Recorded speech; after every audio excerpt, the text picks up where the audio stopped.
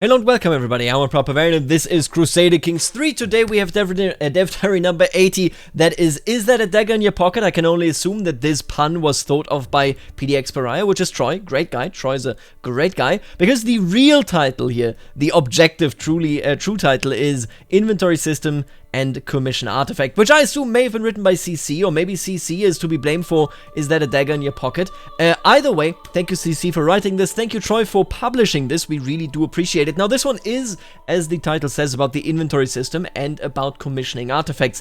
I do want to say, before we jump into this, just as a heads up, I think this is a really good dev diary, and I mean that, especially with Crusader Kings II in mind, how artifacts were there, how they worked when you had them on person and such. Of course, artifacts, I mean, honestly, the system of Crusader Kings II artifacts is trash. I'm sorry to say. I know many people love it, but it's complete garbage. Like, it's a pure stat booster, it's boring as hell, it doesn't make any sense, it's not good, it's a bad system. So I do not like referencing Crusader Kings II when it comes to Crusader Kings III systems, because Crusader Kings II systems are so bad in comparison that it's not worth comparing it to, which means that for the future, and for the rest of this dev diary, I will not be doing that. I will just be looking at Crusader Kings III, its systems, and what I think or what I don't think about it. I have although I am saying it's a really good dev diary, I have many opinions on it. So let's jump into it. Artifacts can be divided into two categories, inventory and court, which is also where the items are stored. This dev diary will focus on the former one, so the inventory. Instead of putting all of the goodies into a big pile, we've made an inventory window showing what's currently equipped and how many of each category you can wear. This screen is really good with one caveat, but let's take a look at the good stuff. You can sort it. You can sort what type of artifact you want to look at. That's a necessary thing. That's a really good thing. This screen looks gorgeous. This is an RPG-worthy screen. Crown, armor, weapon, regalia, and trinkets. Those are the types of artifacts that we can have. You can see it here as well. Crown, regalia, armor, weapon, and trinkets. I would assume regalia, it's a ring. It probably can be rings, but regalia to me means more the crown, the scepter, maybe the Reichsapfel, right? That sort of stuff. Stuff that identifies you as the rightful ruler of where you are. And then trinkets, you can see it as well. This is also jewelry, but I assume, you know, maybe it is this or that. There's a lot behind trinkets. We're going to get to that in a second. What I don't like about this interface is the fact that if we were to fill this up, right? So this is all anyway, I realize this of course, but if we fill this up, here's one more and here's one more. 5 items fill up this entire screen. What if I am a Viking? What if I go raiding like crazy? What if I just live for like 400 years? Well, not my character, but this playthrough, right? Goes on for 400 years. That's probably going to be a lot of items that I accumulate. Probably a lot of the ones that I don't care for. Maybe I can destroy them, I hope so, certainly, but what I'm more wondering about is, can we just, like, if we halve the size of this, we could have 10 items here. That's a lot of items. I would really like it if we had an opportunity here, right, to prepare ourselves basically for us having a lot of items. Because right now, this is just 3 items and this screen is filled over 50%, right? Either way, other than that, I think this is a great screen. And even, you know, the way they are depicted, I mean, we can see what they're named, what their quality is, we can see how long they're durable for, and interestingly enough, the Reichskrone doesn't have a durability, which brings me to my first point, where I'm like, I wish the dev diary expanded on this, but basically, if the Reichskrone doesn't have durability, does that mean that the Reichskrone plays any sort of expanded role within Crusader Kings III? Now in Crusader Kings II, to a degree, if I'm not mistaken here, and please do correct me if I'm wrong here, but I believe in Crusader Kings II, certain artifacts could not be worn unless you were a certain person. I believe this to be correct. The Reichskrone may just have that you need to be the Holy Roman Emperor before you can wear it, but wouldn't it be interesting, and it's not mentioned in the dev diary, maybe it's in the game, but you know how my position to this is, whenever they don't mention something, I generally assume it's not in, because hey, if they make a great feature, they would want to talk about it, right? I'm basically saying that I wish that they confirmed whether the Reichskrone is something that, for example, you will get negative opinions or fewer diplomatic options for unless you have it if you are the Holy Roman Emperor. So, for example, I'm the Emperor, I don't have the Reichskrone. Somebody stole it from me. What a son of a gun, he stole it from me.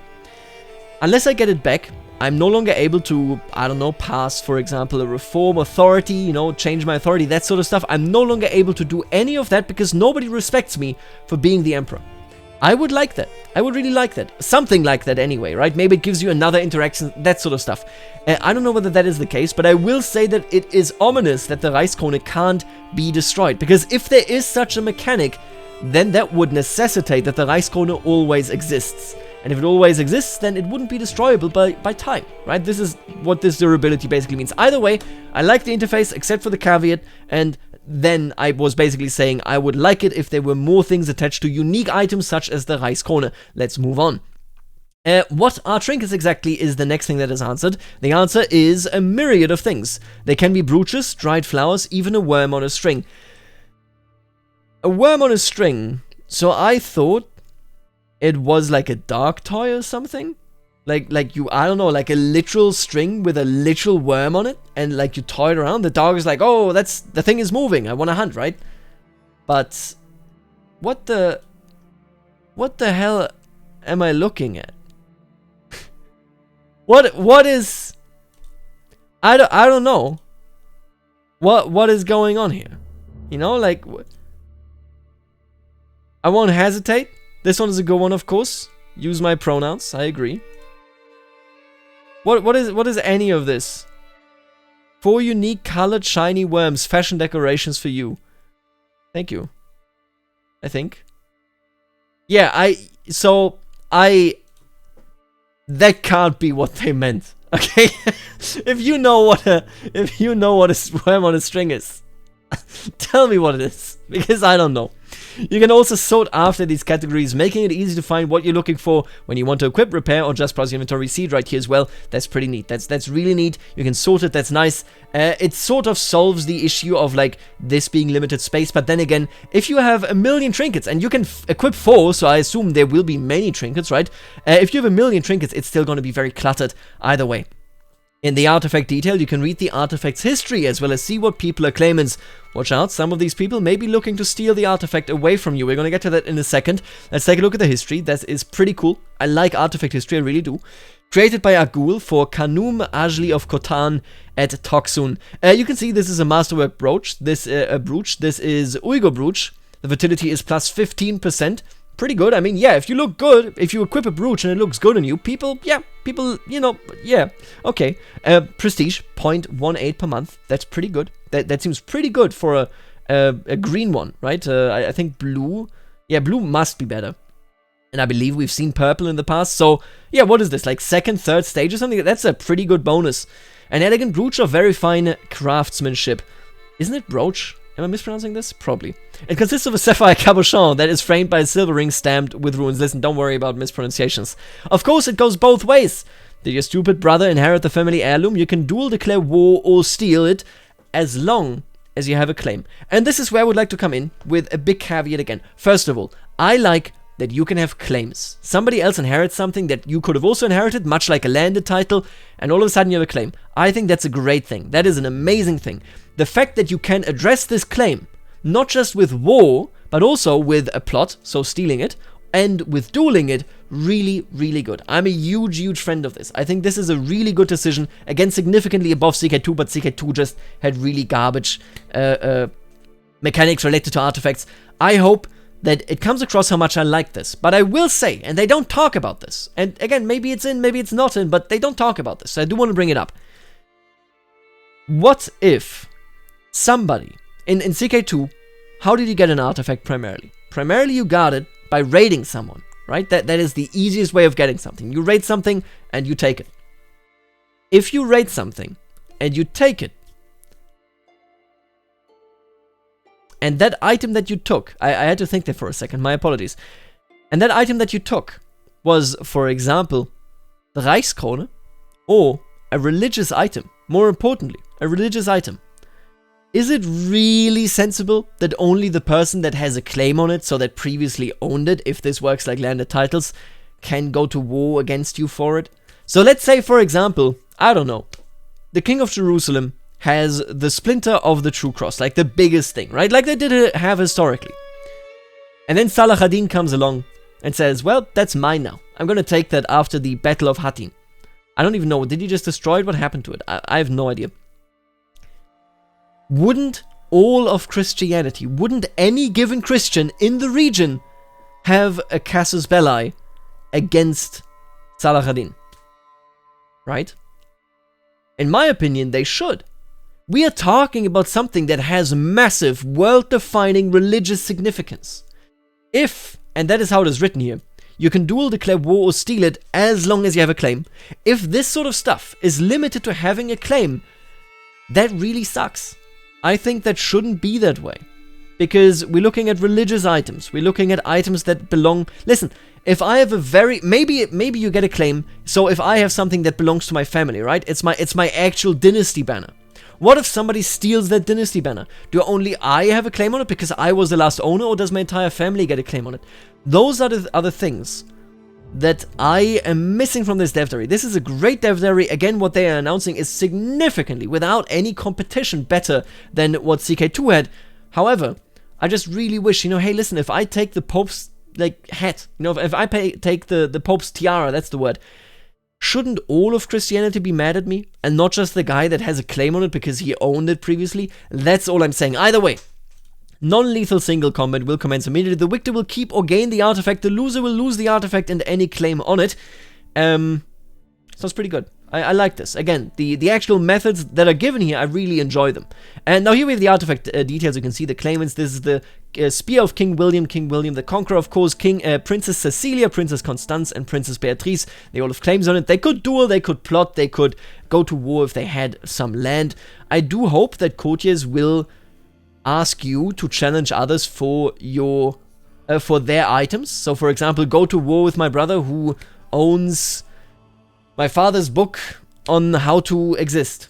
I don't know what the books could be about, okay? But that sort of thing is something that I would enjoy. Anyway, artifacts wear down when on your person versus when they are on display in the court. So keep that in mind, as it can be costly in the long run to equip everything for the bonuses if you're not making full use of them. Since the Antiquarian is such a vital figure in maintaining and making full use of your artifacts, there's a shortcut to recruiting or just looking at who has that position in your court, right? This is, again, pretty good inventory screen right here. You can recruit a new one whenever you please. Aptitude average, opinion bonus +5, artifact decay reduction -17%, enables you to reforge or repair artifacts, unlocks the commission artifact decision, and protects artifacts during sieges and raids. That's pretty good. That is really good. Oh man, that is really good. As shown in the image, the Antiquarian unlocks the ability to reforge and repair, as well as commissioning artifacts. Reforge artifact. You will pay $25 to repair King Harald's battle axe. Will change their ability to 60 out of 75. I assume it's basically just repaired, right? It's so weird. Wait, it's actually so weird. Reforge or repair. Then it's like reforge artifact, and then down here it's repair. Am I losing my mind? Either way, inspirations are fickle like creativity, so if you have the gold and you want something commissioned, you can get in touch with local artisans through the commission artifact decision. So this is now about commissioning artifacts. You can see right here, I like this interface a lot, because this size makes it so that you can see many things right here at this level. Again, in this screen, that is not the case. This is significantly larger right here. But down here, this is a great piece of interface. It tells you how many you own. You can go and create something with the local artisans. Of course, this is a decision. If I'm not mistaken, I'm pretty sure local artisans,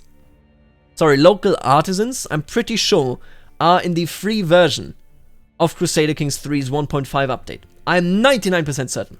Now you might wonder, why would I ever subject myself to the whims and possible long time for a person to become inspired if I can just go to the local artisans and get what I want? So there's local artisans, and then there's the inspired people. We talked about this in the faraway past. You see, even if inspirations appear as fickle as love during springtime, it's that little extra spice, a creator's passion, that permeates through the final product. It's that warm feeling of love for the craft that the beholder can feel just by looking at it. It's something that's not always present in a commissioned piece. So basically, local artisans, you basically purely hire them. They just do your contract.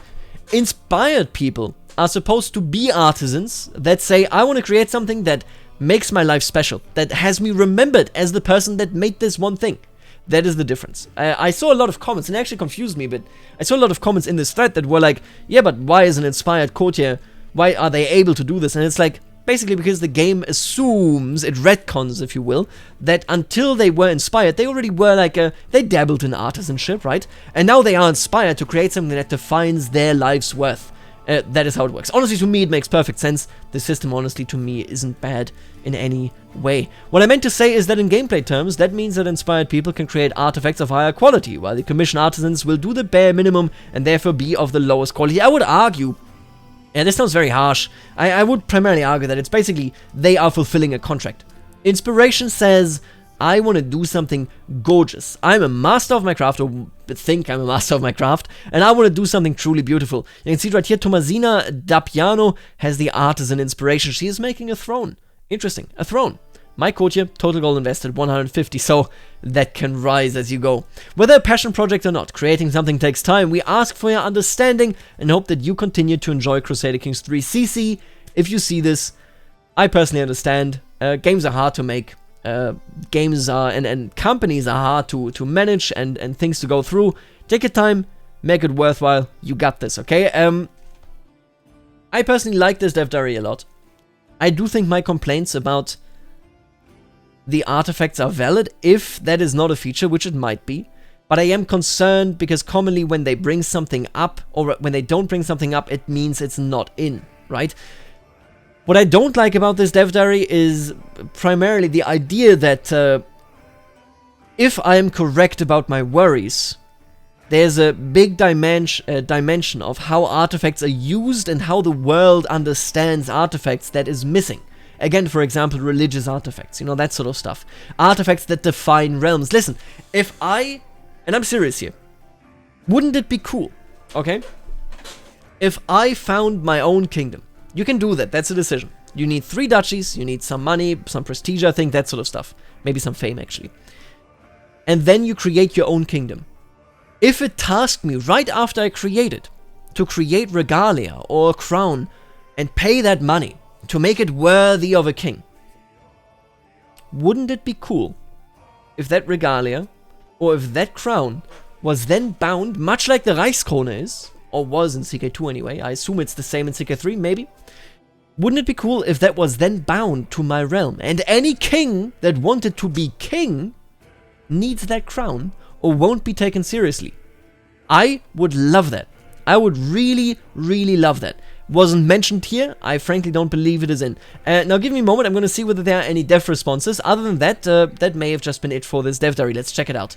Folks, there actually is one more thing. I actually, you know, I already rendered all of this and now we're here. We're looking at this answer by Imrop. And Imrop writes, how do you earn claims on artifacts? And this one is interesting. When someone dies, the artifact gets inherited by their heir. However, the heir's siblings get personal claims. Nothing new so far. Also, if someone takes an artifact from you, you also get a claim on it. Nothing new so far. But if you hold an artifact for long enough, your house also gets a claim on it. This works similarly to a personal claim, except that anyone in your house can take action in an attempt to take it back. I like that. I really like that. It isn't what I was asking for when it comes to religious claims, but this is a good step. I personally, I applaud them. This is really, really nice. People like Heroes of Might and Magic. You know, I can see why. There will be Thor's hammers or Mjolnir and whatnot, Ark of the Covenant, but they might not be genuine. This is like in between, right? That's how CK3 plays it, where it's like, yes, it might be magic, but also probably not, right? It's just, if people believe this to be Mjolnir, then it is Mjolnir, at least to them, right? Some artifacts do not decay over time, but can still get damaged in events due to sieges and so on. So the Reichskrone can still get damaged, apparently. Sadly, no news on what I was talking about, you know, having actual titles that go on and, you know, require certain artifacts. But either way, is the history of artifact moddable? The history of an artifact that appears at the start of the game is moddable. Once the game starts, of course, the history reflects what has happened, of course. Only weapons have a 3D representation, but if you have a crown displayed on pedestals on your court, it will be visible in 3D pedestal. Man, I can't. It has to be pedestal, right? I need to Google that. Characters without a royal court, so dukes for example, still have an inventory and can these kinds of artifacts through commissioning them, and can gain these kind of artifacts through commissioning them. They don't have access to the same quality of artisans though, so they may not be as good quality in the end. I cannot read anymore. A bit of clarification. As an artifact you carry on your person gets worn out, it can be put on display in your court. Most inventory artifacts deteriorate over time, but the artifacts in your court do not. However, you need to actually convert them into court artifacts, so you cannot swap them back and forth, so no micromanagement in this sense. So basically, I have a sword, I use this sword for a long time, it gets deteriorate, and then I assume this is what reforging means, right? You go on, you reforge it, you put it into the courtroom. But you cannot bring it back out again. It is in the courtroom from there on out. If an artifact loses all durability, it is destroyed and removed from the game. Antiquarians are a court position, so they can have multiple factors affecting how well they perform. As for antiquarians, it is primarily about their learning skill, but having made artifacts themselves or having certain traits like administrator also helps. That is pretty neat. I like that it is not just one skill, but that it can be multiple things. There is support for limiting an artifact depending on any kind of condition. I don't know if there are that many examples, since it's not always fun to block you from using stuff, obviously. But for example, I think the Essen crown is only wearable if you are a child. Yeah, look at that. There's the child crown of the Holy Roman Empire, right? Yeah, which is the source of its common name, the childhood crown of Otto III. That's pretty neat. I like that. Let's see whether there's any more answers. So this was from Alexander Oltner, who is the... This was from Alexander Oltner, right? Yeah, Niku... oh no, this was Rob, sorry. Niku earlier, on a different page, quoted Alexander Oltner, who is the game director. So they are answering questions. It's just, you know, this was all the relevant part. Most of the points that I made still stand. Please consider those. Let me know in the comments. Yeah. Please let me know what you think. I will also, and I should have said that earlier. Did I say that earlier? I don't think I did. I will also link a video in the pinned comment that I made ages ago about Imperator Rome's holy site and artifact system. It's really good. It should be a thing in CK3 because it is the only system in any video game that I have played that asks the questions, why do holy sites exist? And what are artifacts? Why are they important to people? These questions aren't actually asked anywhere else. But you should check that out, because I think Imperator Rome has it right. And I think CK3 should copy from that, even if it's not in the upcoming version. Again, the upcoming version easily completely demotes, deranks, whatever, CK2. But hey, you know how I am. I always want a bit more. Now, that being said, I will see you later, alligator.